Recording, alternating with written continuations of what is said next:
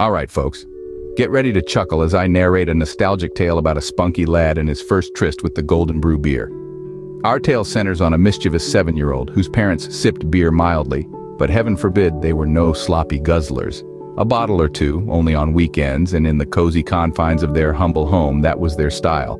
But our little rebel was a different story. This young chap was as curious as a cat on a hot tin roof. Tell him not to do something without laying out the reason, and boom, that's his next project. He was no troublemaker, he just had a problem with the do-nots. They were like nails on a chalkboard for him. And so, his parents' beer saga unfolds. Being the angelic souls they were, they never told him not to drink. And in his not-so-innocent mind, that was a green light. At the tender age of 10, he'd often muster the courage to ask his mom for a sip of her beer. And each time the answer was a resounding no. But boy, oh boy, was he going to taste that forbidden nectar? Then, as if by divine intervention, the golden opportunity finally arrived. As his mom was engaged in a conversation outside, the lad seized his Imagine-A-Cheeky Pixar mouse, singing to a cheesecake resting on a trap. That was him swiping the bottle for a quick sip. Ugh, it tasted like a skunk's afterthought. Our underage daredevil certainly got what he deserved. Fast forward to 16, and the thirst for the forbidden brew resurfaced. Driven by teenage stupidity, he decided to reunite with his old nemesis, the beer. He did manage to gulp down a bottle or two, but before you assume he was weak, let me clarify. His budget, my dear friends, was the only constraint. His wallet could only afford a meager 2 bottles from his savings. This adventurous saga of our young rebel beer and his never-ending curiosity is indeed a classic tale of childhood rebellion and humorous nostalgia. Enters the holy girl into the picture.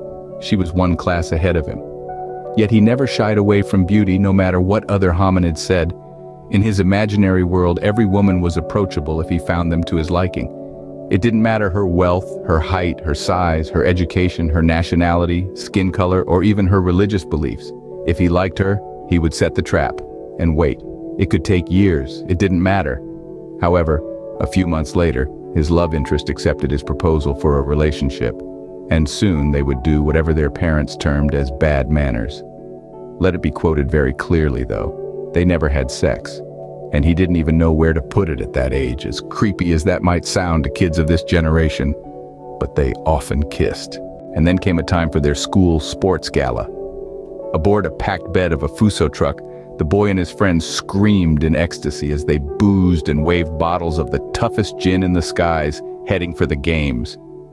School sports competitions were a big deal in his community, coupled with grandiose plans to conquer girls from alternative schools other than his. It was the real heaven on earth. Meanwhile, his angel of a girlfriend watched it all as it unfolded. He did not see her. The school competitions began, and half the day catapulted. Before he realized it was already 3 o'clock in the afternoon, and he hadn't set his eyes on his pretty new girlfriend even for a flash of a second.